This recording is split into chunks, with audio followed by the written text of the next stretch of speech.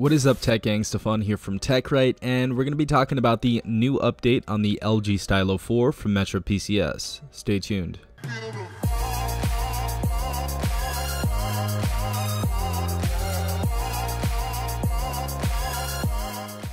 Alright guys, so we have got an update now. It says system update available. If you guys want to go ahead and get to the update screen or the update center, we're going to go all the way to general in our settings. We're going to scroll down to update center, click on it, press system update, and it's going to show you this. It says Metro PCS is pleased to provide a new free software update for your Android smartphone. This release includes various bug fixes, security, and system improvements. This will not consume your data. Please charge your device at least 40% and do not turn off the device or unplug the charger while the update is installing.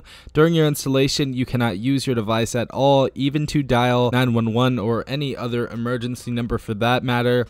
But the size is 435 megabytes. As you guys already know, we do have Android 8.1 on this device. We're going to go ahead and restart and see what we get. So let's go ahead and click restart now and see what's up. Alright guys, so we just updated the phone and it was honestly really quick. So if we go ahead and go to our software, we're going to go to general, scroll down to about phone and go to our software information.